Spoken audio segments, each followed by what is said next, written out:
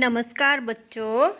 आज हम पढ़ेंगे भीष्म साहनी जी का जीवन परिचय।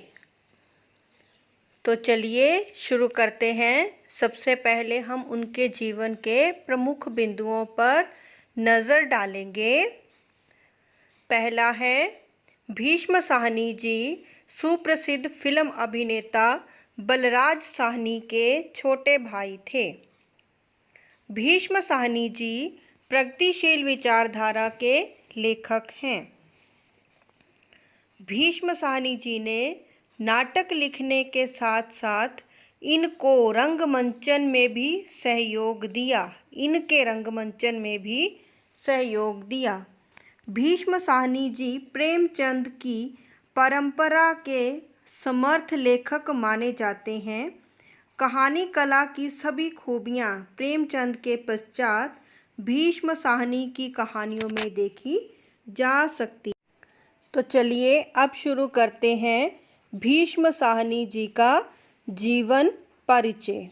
भीष्म साहनी हिंदी साहित्य के सुप्रसिद्ध गद्य लेखक हैं।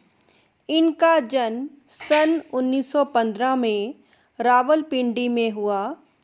यह स्थान अब पाकिस्तान में है। शिक्षा एवं जीवन परिचय। इनकी प्रारंभिक शिक्षा घर पर ही हुई। उर्दू और अंग्रेज़ी की शिक्षा इन्होंने स्थानीय स्कूल से ग्रहण की। उच्च शिक्षा के लिए आप लाहौर चले गए और अंग्रेज़ी विषय में एमए की परीक्षा पास की। पंजाब विश्वविद्यालय से उन्होंने पीएचडी की उपाधि प्राप्त की। शिक्षा पूर्ण करने के पश्चात आप अध्यापन कार्य करने लगे। अपने बड़े भाई के साथ मिलकर आपने नाटकों का मंचन भी किया। भारत के विभाजन के पश्चात आपने पत्रकारिता और इप्टा नामक नाटक मंडली में कार्य भी किया।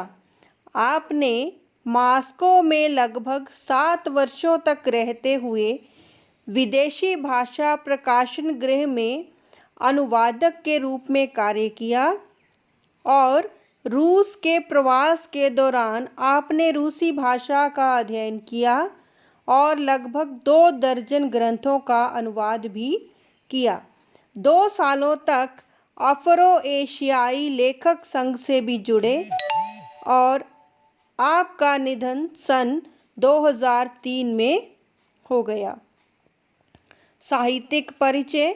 इनके साहित्यिक परिचय पर नज़र डालते हैं।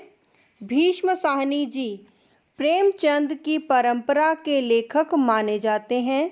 भीष्म साहनी ने कहानियाँ, उपन्यास, नाटक और बाल उपयोगी कहानियों की रचना की है। इनकी रचनाएं निम्नलिखित हैं। कहानी संग्रह। इनके कहानी संग्रह हैं भाग्य रेखा, पहला पाठ, भटकती राख, पटरियाँ, निशाचर, पाली, डायन और वांगचू। इनके उपन्यास झरोखे, तमस, बसंती, मैया दास की माड़ी, कुंतो, नीलू नीलिमा, नीलोफर। इनके नाटक कौन कौन से हैं आइए देखते हैं। हानूश, माधवी, कबीरा खड़ा बाजार में, मुआवजे, रंग दे बसंती चोला और आलमगीर। इनकी आत्मकथा का नाम है बलराज माय ब्रदर। इनकी भाषा शैली देखते हैं। इनके लेखन की विशेषता सरल, सहज एवं प्रभावशाली भाषा शैली है। इनकी भाषा में उर्दू शब्दों का सहज प्रयोग हुआ है। अनेक रचनाओं में पंजाबी के शब्दों का भी प्रयोग हुआ है। छोटे छोटे वाक्य बहुत सधे हुए लिखते हैं। शब्दों का अपव्यय कहीं नहीं होता है। सुप्रसिद्ध मुहावरे एवं लोकोक्तियों का प्रयोग इनकी भाषा को आकर्षक बनाता है। बच्चों, ये रहा आपका भीष्म साहनी जी का जीवन परिचय। इसे आप अपनी कॉपी में लिख सकते हैं और आने वाले आपके एग्ज़ाम्स में भी इसको लिख सकते हैं। ये 4 या 5 नंबर का मैंने आपको छोटा सा बना के दे दिया है। और मेरा वीडियो अगर आपको पसंद आया तो इसे लाइक करें, शेयर करें और मेरे चैनल को सब्सक्राइब करें। जय हिंद।